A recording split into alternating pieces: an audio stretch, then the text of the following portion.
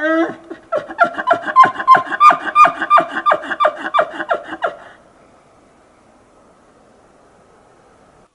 everybody, Chris with Wapitiproductions here. Welcome to my 2019 elk video. Just a little bit about this video. This is going to be a documentation of my 2019 Custer State Park rifle elk tag. And just a little bit about the tag itself. If you live in South Dakota, you know how coveted Custer State Park elk tag is.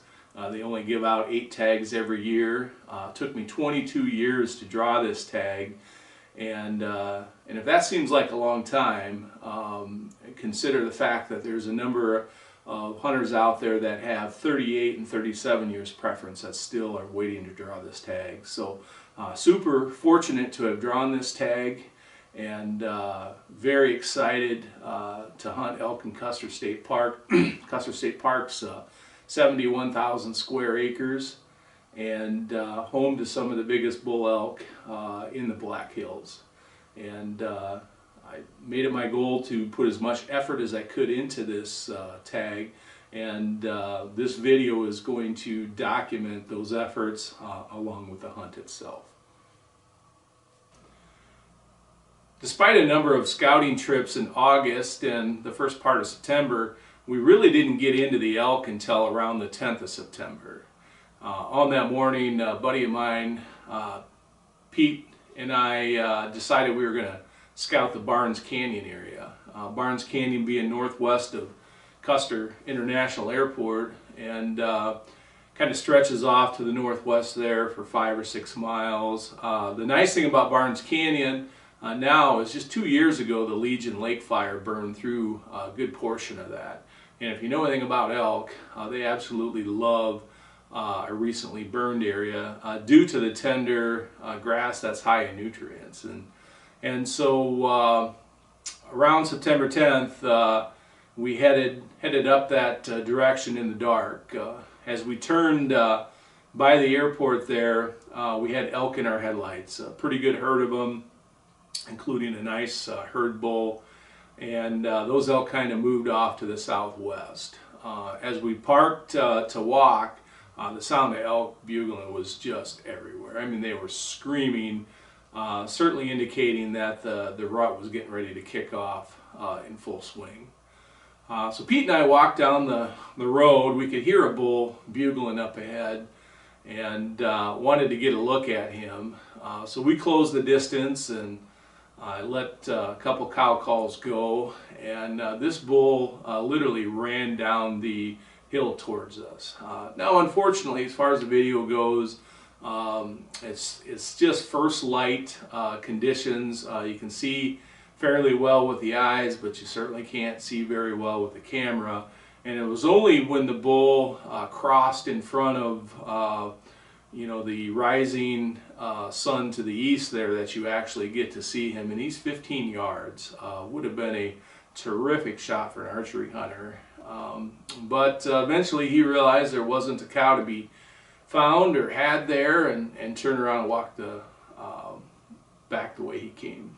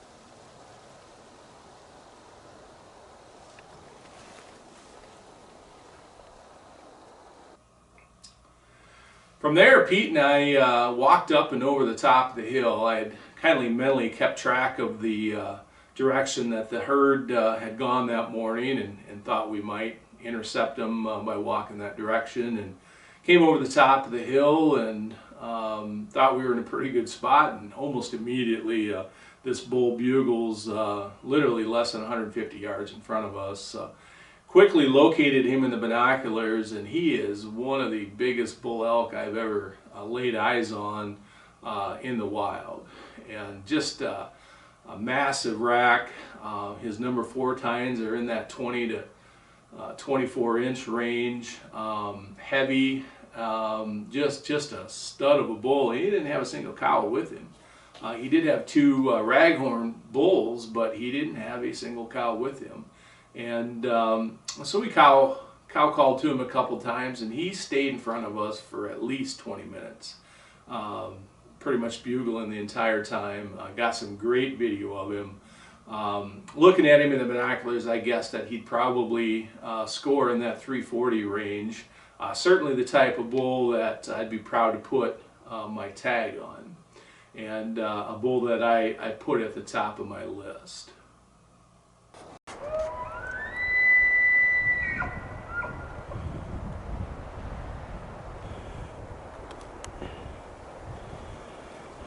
It won't zoom because the tree is right here.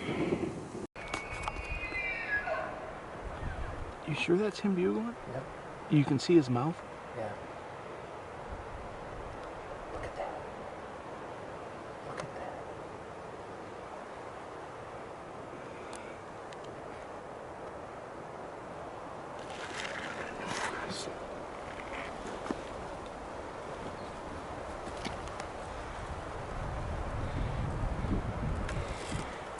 You want to hear something funny? Do you see the other elk? Yeah, that's the one I was looking at when you said he's a monster. And I'm like, Pete, you fucking lost. No, the one on the bottom. I know. It's the biggest fucking bull I've ever seen, Chris. Chris, do you see his back end? Yeah. But I was looking at that one up on top when you said he's a monster. I'm looking at him like, what the fuck is wrong with Pete? No.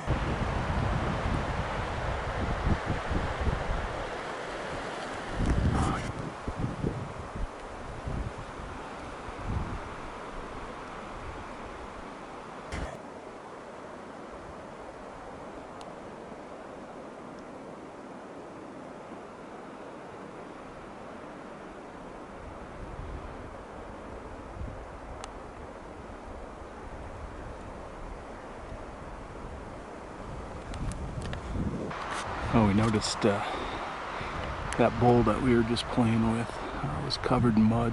Bottom half of him was mud, and we found this wet area. There's some trees up there that are right above the water.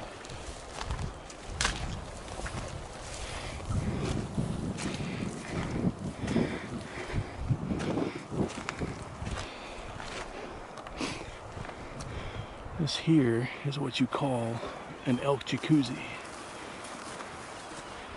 So September 25th was a Wednesday, and a buddy of mine, Eric Homschild, and I headed out to check out the south end of the park. And we were on the Wildlife Loop Road south well before first light, and the elk were just screaming down there, and they were right off the road. So we parked the truck and got suited up and walked up into the hills. And the amount of bugling that morning was just insane. I mean, bulls screaming back and forth at each other. We could hear bulls locking up with their racks as they fought briefly. And all of this appeared to be going on over about 13 cows. And I mean, certainly from the sounds of things, you would have thought there were 50 of them, but they're about 13 cows. And that morning we called in 5 different bulls. Started out with 2 spikes, and shortly thereafter we called in a small 5x5. 2 spikes probably at 25 yards, the 5x5 also at about 25 yards.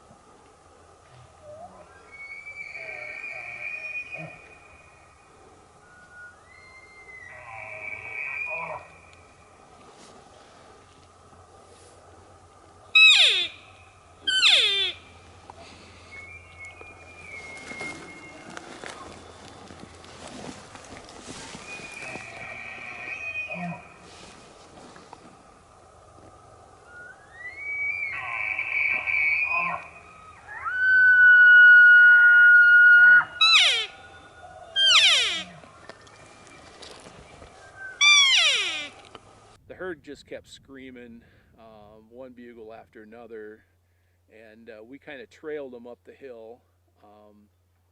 We got up on top, and this is in the old Galena fire area, so it's wide open. I mean, you can see pretty well.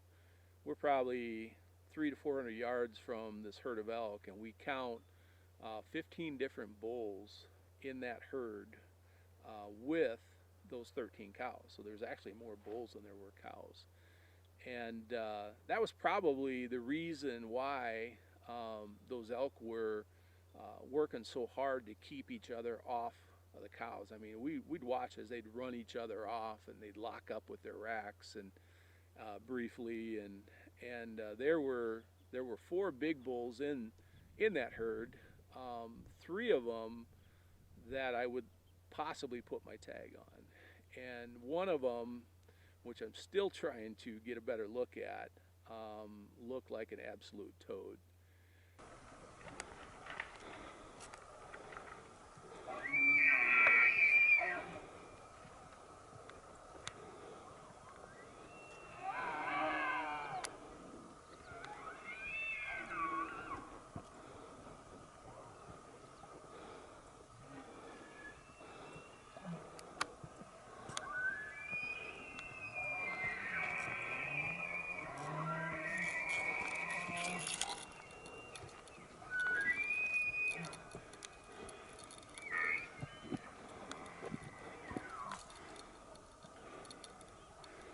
Those two keep squaring off.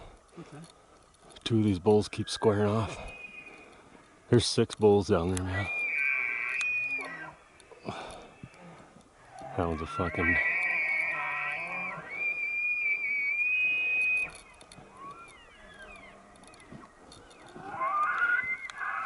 Hear that? I'd have to shoot that bull.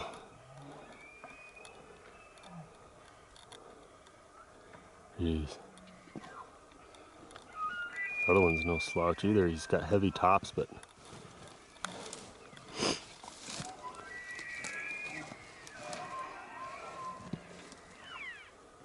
if these two will fight again. What's that? Now that I'm getting good footage, I'd like these two to lock up again. Oh. You heard this one back down to the left, right? Yeah. That sounds like a growler. Yeah.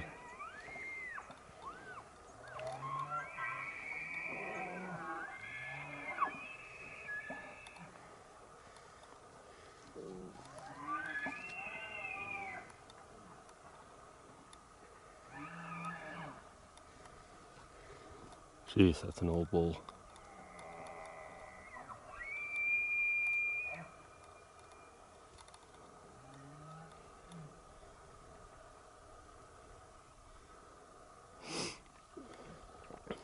It's time to lay eyes on the growler.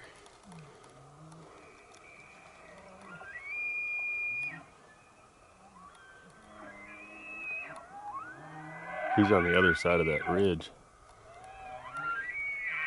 He's on the other side? I think he's on the other side of that.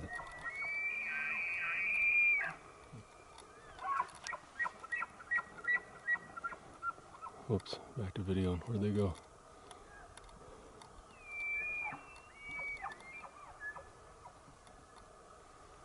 Yeah, I do wish this would zoom in a little more. There are 3 dandy bulls, but one's a toad. While this was going on, we heard another bugle down to our left, which is at the bottom of the hill, and he sounded like a good bull. Not that you can always tell from a bugle.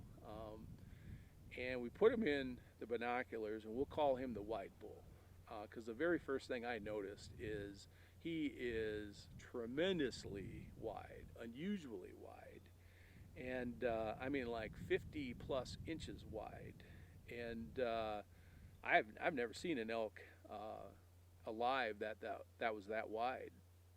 He stood down there and bugled for the longest time. We were cow calling back. Well, it turns out he's got a cow he's sitting on, and he's waiting for her to go into estrus, and I kept blowing on the. I ended up calling the cow in, and of course he was right behind her, and so we get great footage of this what we call the wide bull, and the only area that he lacks is in his fifth point. You would expect a bull like that to be, minimum 6-8 inches long, and he's probably 3 inches, if that, on both sides, which takes a little bit away from him. But just the width of that bull is enough to make you say, I might put my tag on him.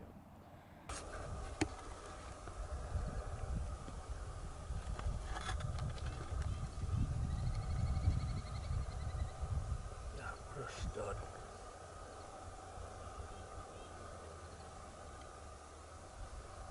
Five more fucking days. That is the widest bull I've ever actually laid eyes on. I mean, not on the wall, but on the hoof.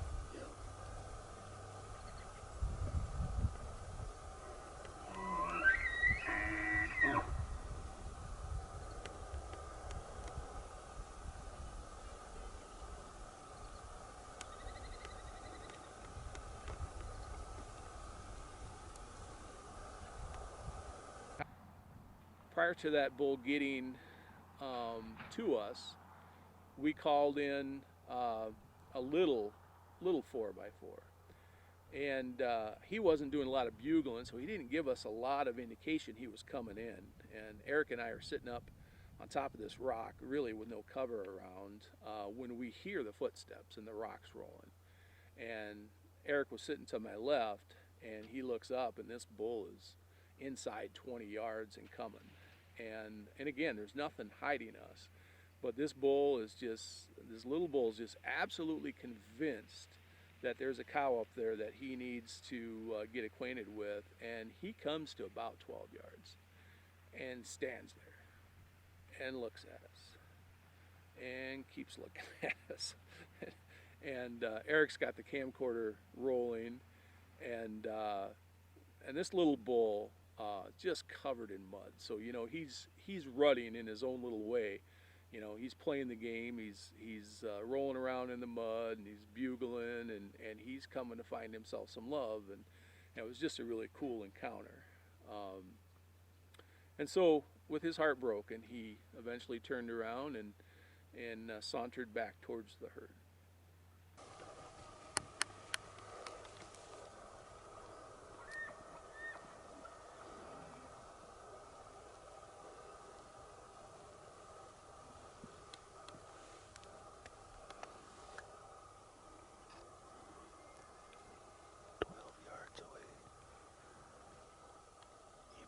Could hit this elk.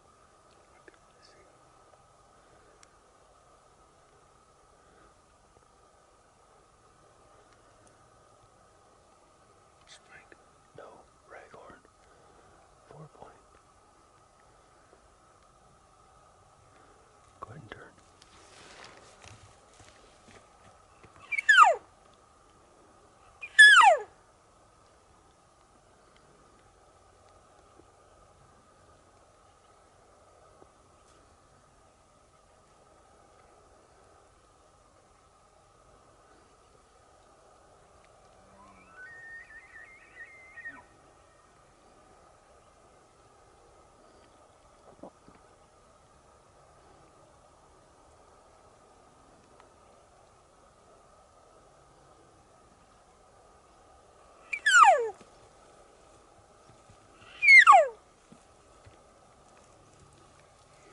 He's like, I just don't understand.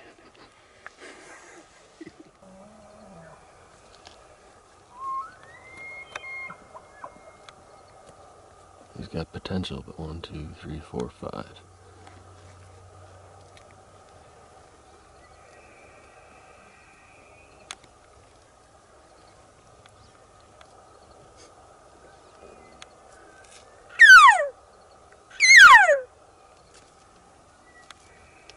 There's elk everywhere in here, man. Mm-hmm.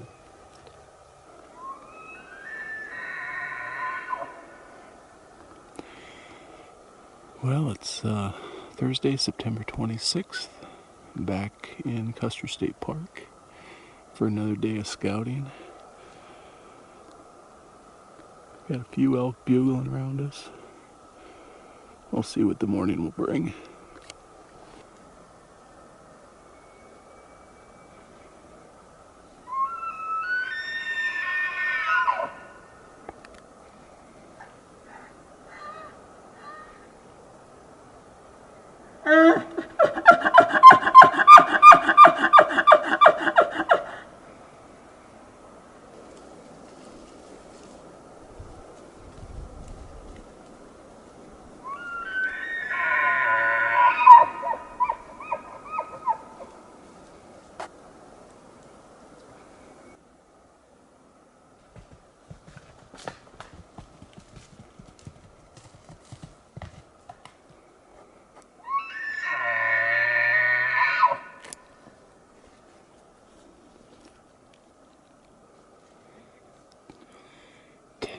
That little bull came in.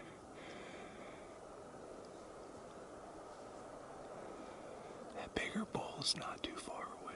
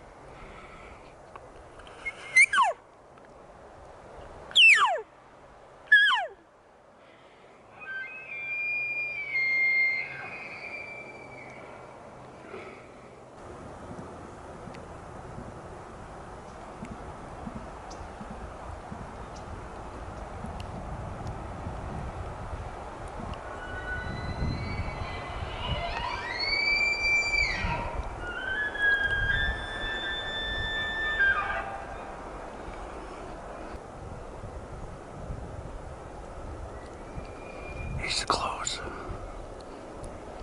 I can hear him walking.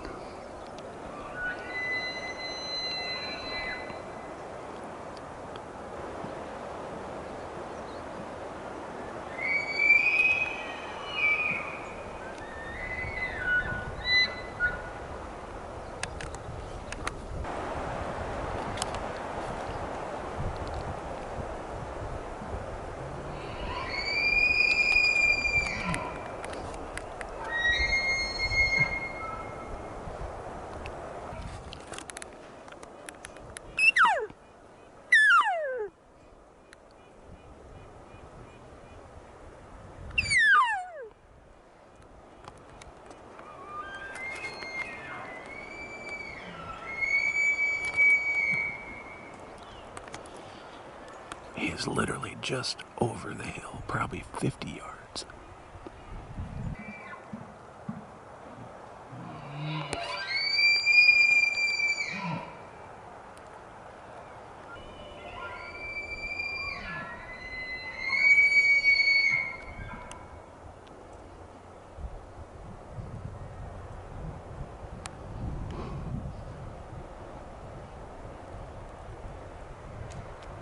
Oh shit.